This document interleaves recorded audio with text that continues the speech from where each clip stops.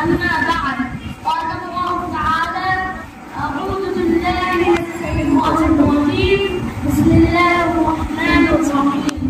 الله لا إله إلا هو الحي القيوم لا تأخذه سنة ولا نوم له ما صدق الله العظيم.